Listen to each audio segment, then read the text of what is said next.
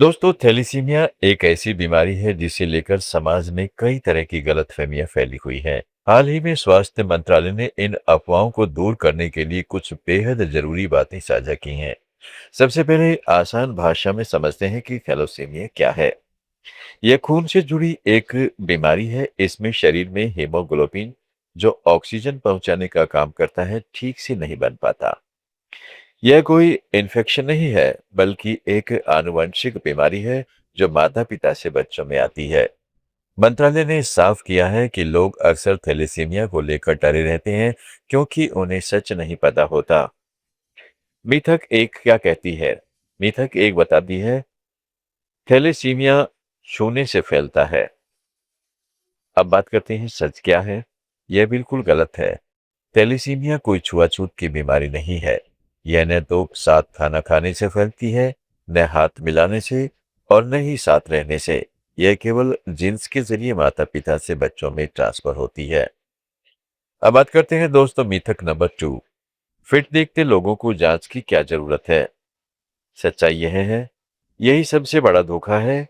कई लोग thalassaemia career होते हैं। इसका मतलब है कि उनमें बीमारी के लक्षण तो नहीं दिखते और वे पूरी तरह स्वस्थ नजर आते हैं, लेकिन उनके जीन्स में यह बीमारी छिपी होती है। मिथक नंबर 3 पे बात करते हैं, यह बीमारी सिर्फ पुरुषों या सिर्फ महिलाओं को होती है। लेकिन सच ये है, थैलेसीमिया बीमारी किसी का जेंडर देखकर नहीं आती। यह पुरुष और महिला दोनों को बराबर रूप से प्रभावित कर सकती है। मिथक नंबर 4 क्या कहता है? थैलेसीमिया से बचना नामुमकिन है। लेकिन दोस्तों, यह सच नहीं है। सही जानकारी और समय पर स्क्रीनिंग, जांच और काउंसलिंग के जरिए इसे रोका जा सकता है। अगर लोग शादी से पहले अपना HbA2 टेस्ट करवा लें, तो आने वाली पीढ़ी को इस बीमारी से बचाया जा सकता है। स्वास्थ्य मंत्रालय का कहना है कि बचाव ही सबसे बड़ा इलाज है। अगर आपके परिवार में किसी को पहले से थैलेसीमिया है, तो जांच जरूर करवाएं। एक छोटा सा ब्लड टेस्ट यह तय कर सकता है कि आपका बच्चा एक स्वस्थ जीवन जिए। अब आपको सलाह ये दी जाती है कि शादी से पहले कुंडली के साथ साथ ब्लड रिपोर्ट भी मिलाएं। गर्भावस्था के दौरान डॉक्टर की सलाह पर जरूरी टेस्ट कराएं। अफवाहों पर ध्यान न दें और सही जानकारी डॉक्टर से लें। थैलेसीमिया से डरने की कोई जरूरत नहीं, बल्कि जागरूक होने की जरूरत है। दोस्तों, गुड न्यूज में अब आगे बढ़ते हैं कि हमें कॉफी पीनी चाहिए या नहीं पीनी चाहिए, या कितनी पीनी चाहिए। एक कप कॉफी आजकल लोगों की जिंदगी का हिस्सा बन चुकी है। लेकिन कई लोग बिना सोचे समझे कभी भी कितनी भी कॉफी पी लेते हैं। किसी को लगता है कि इससे सिर्फ एनर्जी मिलती है, तो कोई इसे सेहत के लिए नुकसानदायक मानता है। असल में कॉफी फायदे भी देती है और नुकसान भी। फर्क सिर्फ इतना है कि आप इसे कितनी और किस समय पी रहे हैं। डॉक्टर बताते हैं कि कॉफी पीने का सही समय और सही मात्रा बहुत जरूरी है। जिन लोगों को गैस्ट्रिक या पेट से जुड़ी परेशानी रहती है, उन्हें खाली पेट कॉफी बिल्कुल नहीं पीनी चाहिए। इससे गैस और एसिडिटी की समस्या बढ़ सकती है।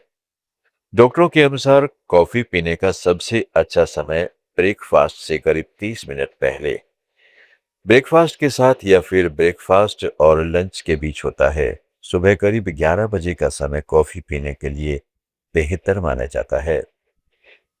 कॉफी पीने के कई फायदे भी हैं। इससे शरीर को एनर्जी मिलती है।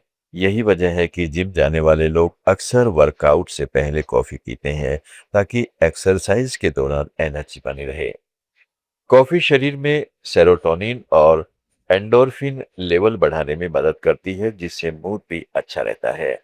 जरूरत से ज्यादा कॉफी नुकसान कर सकती है।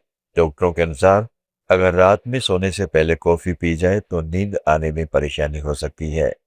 लगातार ज्यादा कॉफी लेने से स्लीप इश्यू और हार्मोनल दिक्कतें हो सकती हैं। वहीं खाली पेट कॉफी पीने से गैस्ट्रिक और समस्या बढ़ने का खतरा रहता है। लिवर की सेहत को लेकर भी काफी पर कई रिसर्च हुए हैं।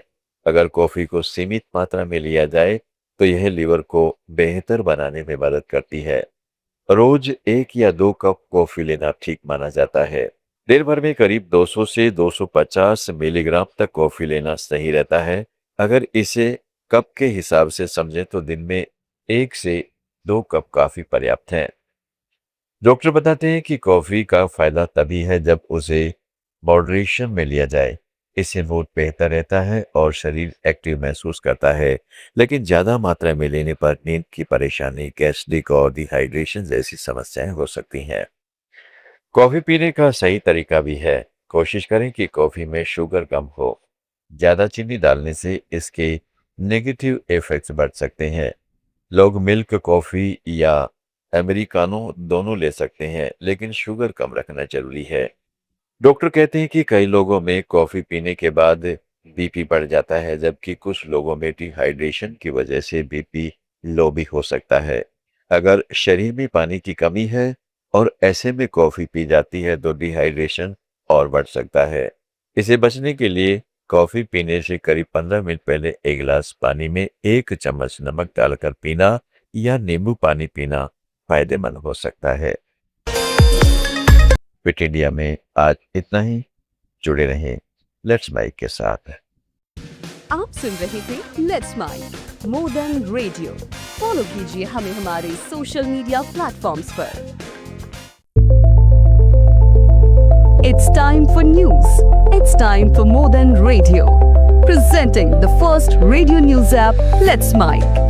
Let's Mic, a news-based app on your phone where you get to watch and listen news, talk shows, interviews, radio show podcasts. On Let's Mic, you get all relevant information of TV, print, radio, podcast, and digital. Let's Mic talks about every segment of life.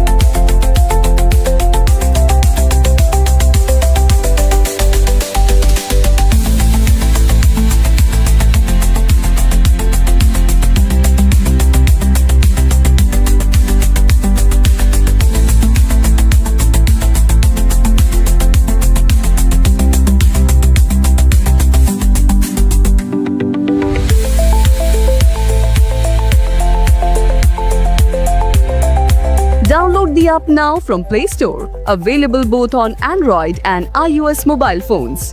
Follow us on YouTube, Instagram, Twitter, LinkedIn, Facebook, Telegram, WhatsApp, Snapchat. Let's talk, let's connect and let's mic. आप सुन रहे थे let's mic more than radio. Follow कीजिए हमें हमारे social media platforms पर।